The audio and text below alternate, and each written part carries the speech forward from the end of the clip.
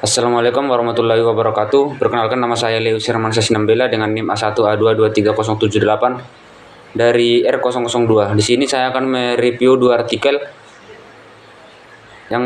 Artikel pertama yaitu History of the Birth of Commonwealth of Australia yang ditulis oleh Anita Kaurunisa Muhammad Sheikh. Baik, artikel ini menjelaskan proses terbentuknya Commonwealth of Australia, tetapi masih terlalu umum. Unsur penting seperti perdebatan antar koloni, peran tokoh kunci, dan faktor ekonomi yang kurang dibahas, fokus yang berlebihan pada Inggris, serta tidak adanya pembahasan masyarakat aborigin membuat tulisannya merasa kurang lengkap. Metode artikel ini tampaknya menggunakan pendekatan historis, yaitu memaparkan rangkaian peristiwa secara kronologis tanpa analisis yang mendalam.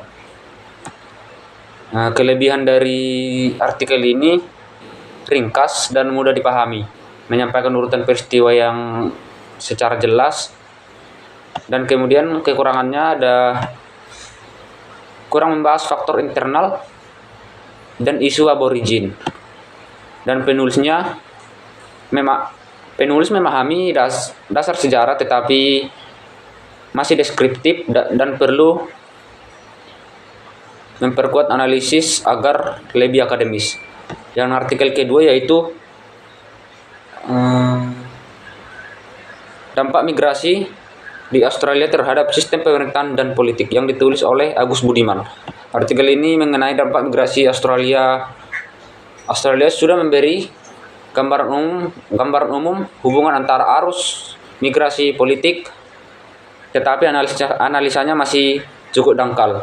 Tidak ada contoh konkret seperti perubahan sikap partai, peran komunitas imigran, dan pemilu, atau konteks historis yang paling penting seperti berakhirnya White Australia Policy.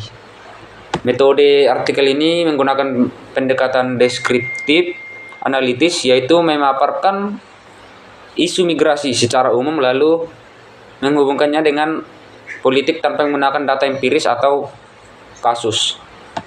Kelebihan dari artikel ini menyajikan topik yang secara ringkas dan mudah dipahami, menggunakan hubungan dasar antara migrasi dan politik nasional, dan kekurangannya mungkin minim contoh data dan konteks sejarah. Analisis politiknya kurang mendalam dan terlalu deskriptif.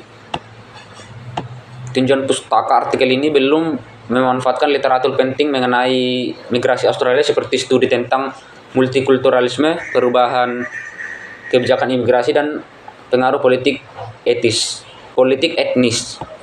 Penulisnya memahami isu migrasi secara umum, tetapi perlu memperkuat analisis, menambah contoh konkret, serta menggunakan sumber akademik agar argumentasinya lebih meyakinkan. Mungkin itu saja yang dapat saya review dari kedua artikel ini. Saya akhiri. Wassalamualaikum warahmatullahi wabarakatuh.